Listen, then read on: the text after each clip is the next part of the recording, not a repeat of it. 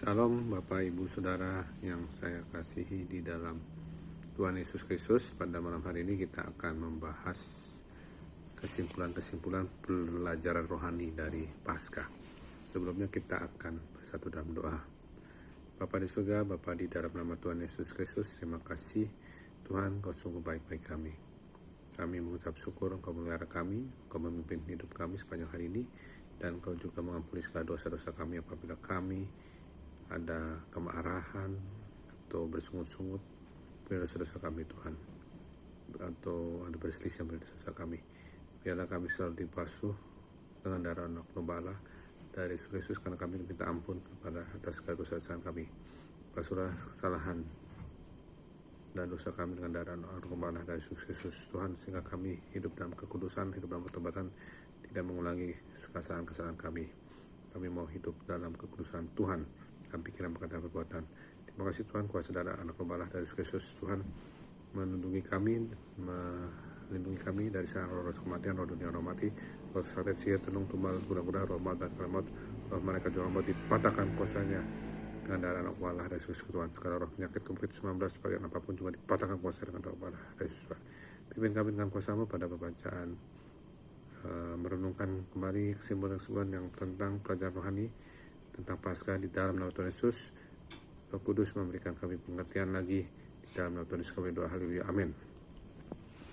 Ya, kita akan membahas pelajaran rohani dari Paskah ya. Jadi Paskah itu dirayakan pada bulan pertama. Ya, kita harus ingat Paskah itu dirayakan pada bulan pertama. Kita mengalami Paskah pada awal perjalanan kekristenan kita, sewaktu kita dilahirkan baru. Jadi kita mengalami Paskah pada awal perjalanan kekristenan kita itu sewaktu kita dilahirkan baru. Jadi Paskah itu perjalanan awal kekristenan kita ya. Jadi anak domba Paskah dipilih pada hari ke-10. Kenapa hari ke-10? Karena 10, angka 10 itu melambangkan hukum ya. Jadi Yesus Kristus, anak domba Paskah kita, telah menggenapi hukum ya.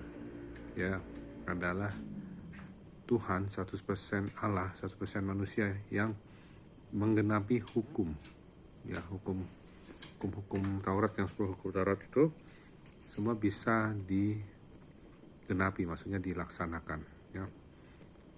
Terus anak domba Paskah harus tidak bercacat ya. Artinya Yesus Kristus, anak domba Paskah kita, juga tidak bercacat ya. Anak domba Paskah tidak bisa memiliki tulang yang patah ya. Yang kalau tulang yang patah itu artinya ketidaktaatan. Jadi Yesus Kristus, anak domba Paskah kita, tidak dipatahkan tulang-tulangnya di atas kayu salib ya, yang menggambarkan bahwa ia adalah anak domba Allah yang taat. Makanya Bapa sangat sayang kepada anaknya sampai taat di kayu salib ya. Jadi Allah sangat istilahnya ya, sangat taat kepada Bapaknya ya.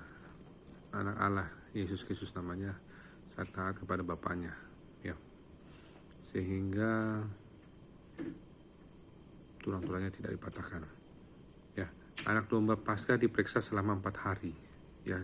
Hari ke-10 diserahkan dan diperiksa 4 hari.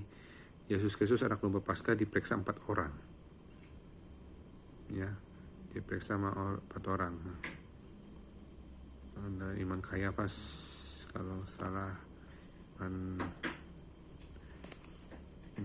ada Imam Herodes, Filipus ya, Imam Kayafas,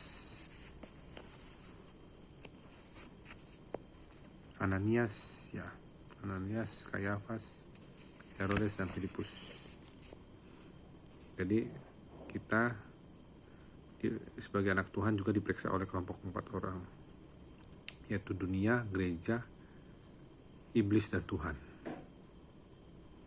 Jadi kita diperiksa oleh dunia, gereja, iblis, dan Tuhan. Itu yang memeriksa kita ya. Tuhan periksa kita juga, iblis periksa kita juga ya, dunia juga periksa kita, dan gereja ya. Jadi pada hari ke-14 jemaat bangsa Israel menyembelih anak domba Paskah. Jadi bangsa Israel itu harus membubuhkan darah anak domba kepada rumah mereka agar dilindungi, ya. Kita harus membubuhkan darah Kristus pada kehidupan kita supaya diselamatkan dari hukuman, dari murka Tuhan. Ya, jadi darah anak domba Allah dibubuhi, ini maknanya darah Kristus harus kita bubuhkan pada kehidupan kita supaya kita diselamatkan dari hukuman dan murka Allah tentunya. Daging anak domba harus dipanggang, ya, dan dimakan oleh bangsa Israel. Jadi panggang itu artinya kita harus melewati ujian-ujian yang panas supaya bisa mengambil bagian dalam Tuhan. Jadi ujian-ujian demi ujian akan kita lalui untuk kita bisa mengambil bagian dalam Tuhan. Bangsa Israel harus makan daging anak domba dan roti tidak beragi. Ya, yang artinya kita makan daging anak domba dan roti tidak beragi itu kita makan firman Allah. Kita harus makan firman Allah. Bangsa Israel harus makan makanan Paskah dengan pinggang terikat dengan kaki mengenakan kasut dan tangan memegang tongkat. Karena mereka akan segera memulai suatu perjalanan keluar dari Mesir. Jadi pinggang yang terikat, kaki yang berkasut, dan tangan yang ada tongkatnya. Segera setelah kita diselamatkan, kita harus bersiap-siap untuk meninggalkan keduniawian dan memulai perjalanan rohani kita. Jadi kita harus tinggalkan keduniawian, ya. Jangan hanya kita bermutar-mutar di Mesir saja, ya. Mau keluar tapi datang lagi ke Mesir, mau keluar datang lagi ke Mesir. Ya nggak bisa, ya. Bangsa Israel harus menyingkirkan semua ragi dari rumah mereka selama 7 hari pada hari raya roti tidak beragi. Sebagai orang-orang percaya kita harus mulai menyingkirkan semua dosa. Ragi itu dosa dari kehidupan kita. Segera setelah kita diselamatkan. Jadi kita harus menyingkirkan semua dosa dari kehidupan kita segera setelah kita diselamatkan. Jadi kita menyingkirkan semua dosa. Bangsa Israel harus mencelupkan hisop, ya, yang artinya pemurnian dan pembasuhan dalam darah anak domba. Darah Kristus membasuh kita dari semua dosa. Dan jadi kita minta ampun, kayak tadi doa awal saya, kita menyadari bahwa kita lemah, ya. Kita harus minta ampun. Saat ada marah-marah, perselisihan, musuh-musuh, minta ampun supaya kita lembut, sabar, dan bersyukur, ya. Minta ampun, tapi jangan diulangi lagi.